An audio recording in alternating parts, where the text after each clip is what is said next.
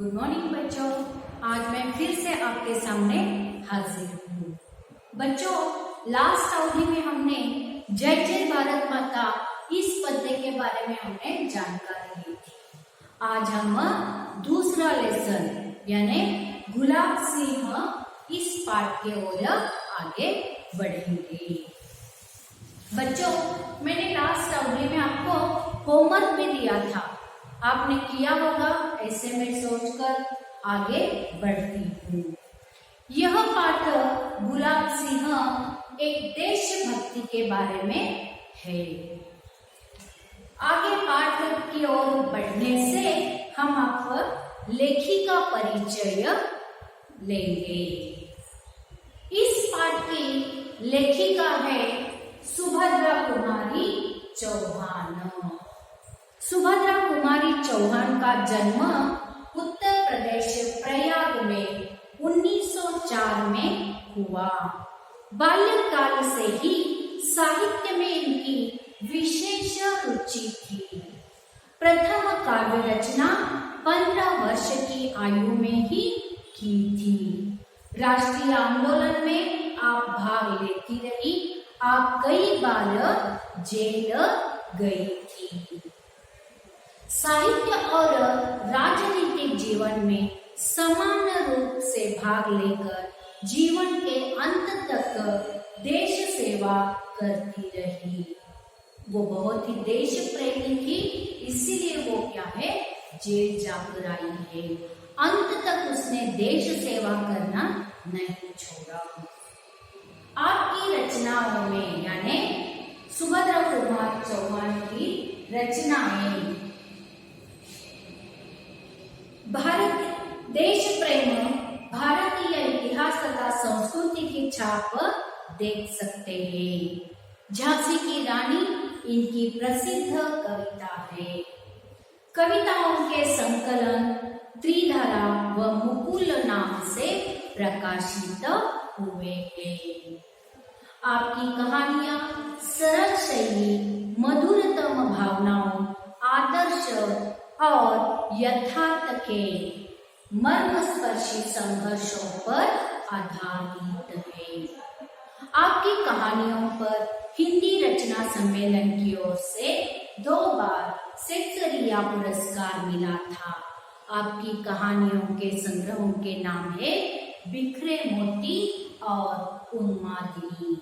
यह सुभद्रा कुमार चौहान का परिचय है। इनकी मृत्यु 1948 में हुई। इस पाठ का आशय यानी इस पाठ का उद्देश्य क्या है? इस पाठ के या कहानी के द्वारा यह एक गुलाब सिंह नाम की एक व्यक्ति है, वह बहुत ही देश प्रेमी था। तो इसकी कहानी क्या है हम देखेंगे। इस कहानी के द्वारा देशभक्ति, त्याग, बलिदान, भाई बहन का प्रेम, प्रजा की जिम्मेदारियां, कर्तव्य आदि का चित्रण किया गया है। इस पाठ में झंडा स्वतंत्रता के संकेत के रूप में दिखाई गया है। तो बच्चों, इस पाठ में क्या है? तो इस पाठ में एक गुलाब सिंह नामक एक बालक है। वो देश प्रेमी है। उसे जुलूस निकालना था। जुलूस यानी जन यात्रा। तो वो क्या करता है, अपने हाथ में झंडा लेकर जुलूस निकालने वाला था। उसकी एक छोटी बहन भी है। दोनों बहुत मिलजुल कर बड़े प्यार से वो रहते थे और गुलाब सिंह सारे घर का दुलारा था।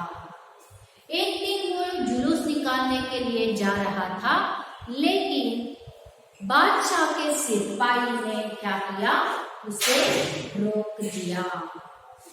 बादशाह का हुक्म था कि जुलूस न निकले, झंडा न निकले, लेकिन यह बालक क्या करता है, जुलूस निकालता है। जुलूस निकालने के लिए उसे एक झंडा चाहिए था। तो वो क्या करता है, बहन की एक पुरानी ओढ़नी लेकर उसका डंडा लेकर आता है और बहन की पुरानी ओढ़नी लेकर वो फाड़ देता है और उस डंडे को बांधकर झंडे के रूप में वो हाथ में लेता है और जुलूस के निकालने के लिए आगे बढ़ता है। लेकिन वो जब जुलूस निकालने के लिए आगे बढ़ता है तब बहन भी क्या करती है, मैं भी आऊंगी करके जिद करती है। लेकिन भैया क्या है, बालक वो बहन से बहुत प्यार करता था।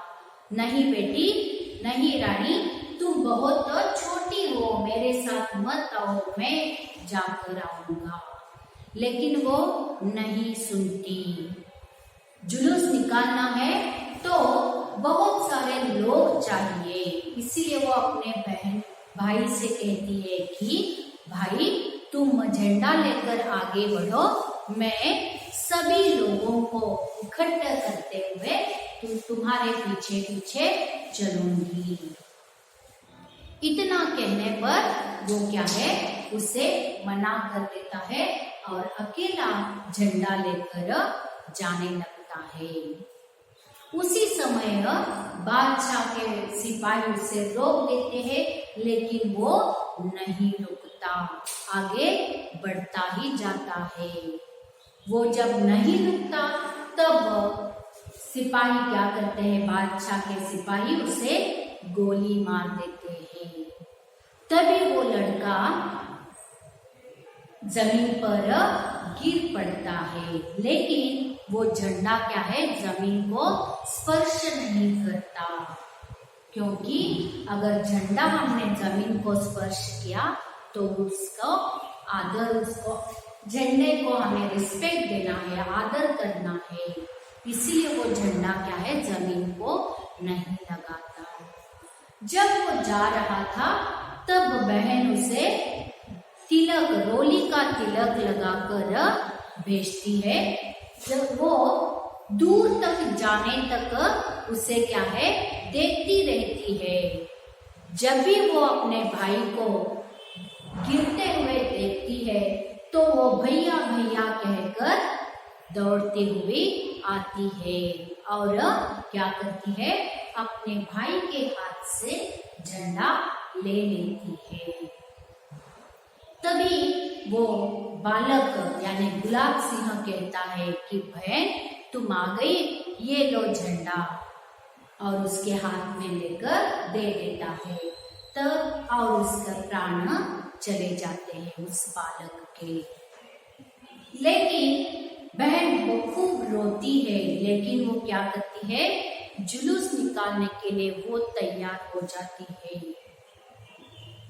जैसे वो मर जाता है यानी वो अमर हो जाता है, तब सिपाही लोग चले जाते हैं और सिपाही लोग चले जाने के बाद सब लोग इकट्ठे हो जाते हैं। लोग क्या करते हैं, उस बालक का देह उठाते हैं और वो आगे आगे बढ़ते हैं। बहन आगे झंडा लेकर, उसके पीछे बालक का देह लेकर लोग, उसके पीछे बहुत सारे लोग इकट्ठे होकर जुलूस निकालते हैं। बादशाह का हुक्म था जुलूस न निकलेगा, लेकिन जुलूस निकला। झंडा नहीं फहराना है करके था, लेकिन फिर भी झंडा फहराते हैं। इस तरह जुलूस निकालते हैं और यही बालक गुलाब सिंह नाम से आज भी प्रसिद्ध है। बच्चों, पाठ की ओर हम बढ़ेंगे। यह है कहानी दिन और तारीख की जरूरत नहीं। जब हम अंत की कहानी कहने वाले हैं तो एक दिन या एक तारीख को पकड़कर क्यों चले। सुभद्रा कुमारी चौहान क्या कहती है कि हमें कौन सा दिन है, कौन सी तारीख है, इसकी जरूरत नहीं है। क्यों जरूरत नहीं? क्योंकि यह अमर अंत की कहानी है। अमर यानी कभी नहीं मिटने वाला। अमर, अमर यानी कभी नहीं मिटने वाला।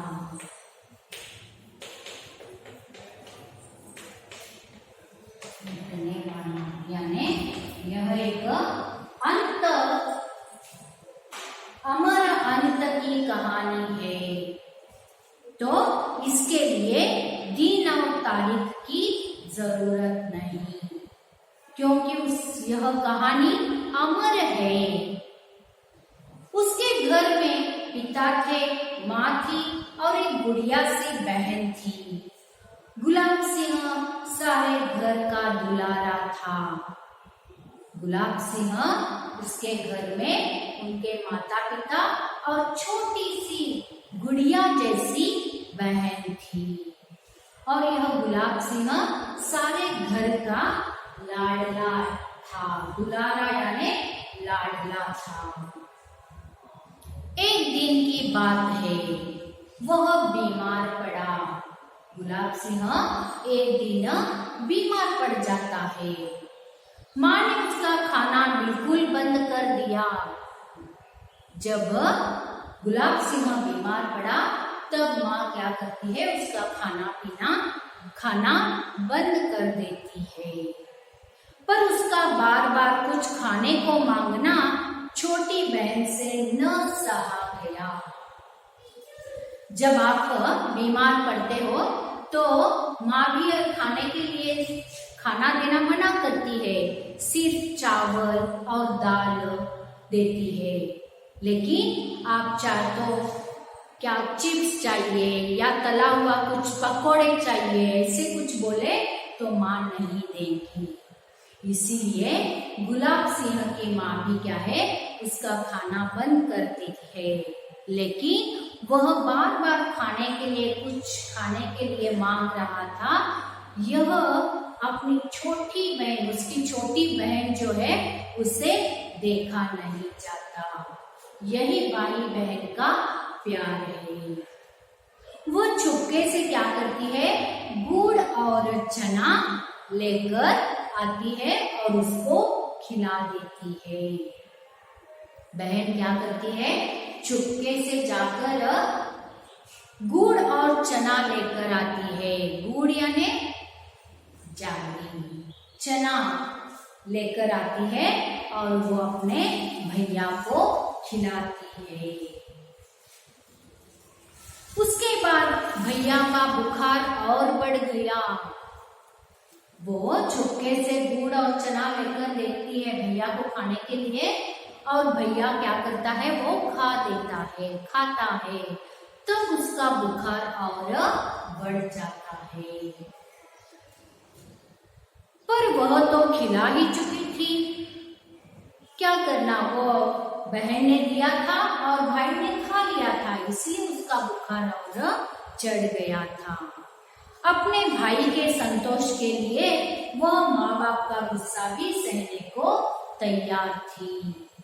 अपने भाई को खुश देखने के लिए वो अपने माँ बाप से क्या है, मार खाना या गुस्सा भी सहन करने के लिए तैयार थी। पर भाई ने गुड़ चने की बात किसी को न बताई। भाई भी देखो बहन से बहुत प्यार करता था, इसीलिए वो अपने माँ बाप से, बहन ने गुड़ और चना खाने के लिए दिया, इसीलिए मुझे बुखार और बढ़ गया है, ऐसे वो अपने माता पिता से भी नहीं कहता। अगर वो कह देता तो माता पिता क्या करते, उसे बहन को डांटते थे, इसीलिए वो भी बहन का नाम नहीं बताता। धीरे धीरे रोग उतर गया, पर भाई के मन पर बहन के प्रेम की छाप पड़ गई। धीरे धीरे 2-3 दिन होने के बाद उसका बुखार कम हो जाता है, लेकिन बहन पर जो प्यार था वो प्यार और बढ़ जाता है। ऐसी एक नहीं अनेक बातें बहन की, माँ की, पिता की उसके मन पर छपी थी। वह कभी उनसे लड़ता झगड़ता भी, पर आंखों के आंसू और मन के रंग उसके मन पर छपी इन तस्वीरों को न धो सके।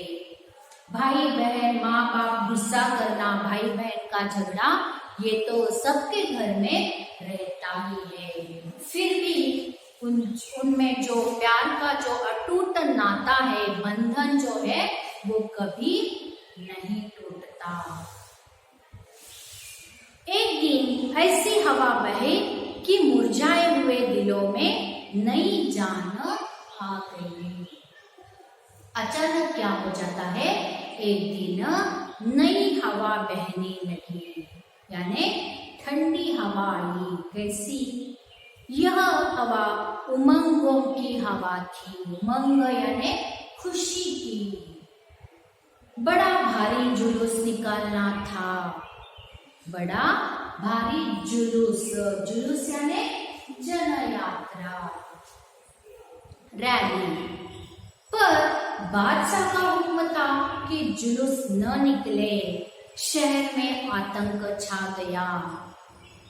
बादशाह का हुक्म यानी राजा का हुक्म था। क्या हुक्म था? कि जुलूस न निकले, कोई रैली नहीं जाएगा, ऐसे बादशाह का हुक्म था। इसीलिए सब लोगों में आतंक, डर पैदा हुआ, आतंक छा गया। बड़ा आया बादशाह, क्यों ना निकले जुलूस, क्यों ना निकले हमारा झंडा? भाई ने बहन से कहा। भाई बहन से, अपनी छोटी बहन से कहता है कि ये कौन बड़ा बादशाह आया है, राजा। राजा कौन सा राजा है? क्यों ना हम निकलेंगे जुलूस, क्यों ना हम निकले झंडा, ऐसे वो अपने बहन से कहता है। तब बहन क्या बोलती है, कौन है यह बादशाह? भैया ने कहा, हाँ होगा कोई। बहन ने पूछा, क्यों ना निकले जुलूस, क्यों ना निकले झंडा?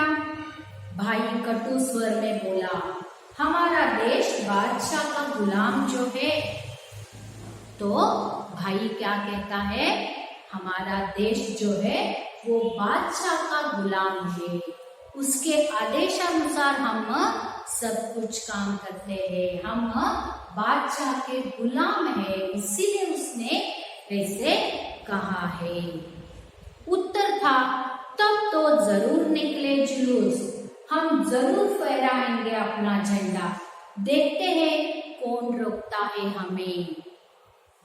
छोटे बच्चों को देखो, अगर ये मत करो, वो मत करो, ऐसे कुछ हमने कहा निगेटिव, तो वो क्या करते हैं, चाहे जानबूझकर वही वो काम करते हैं।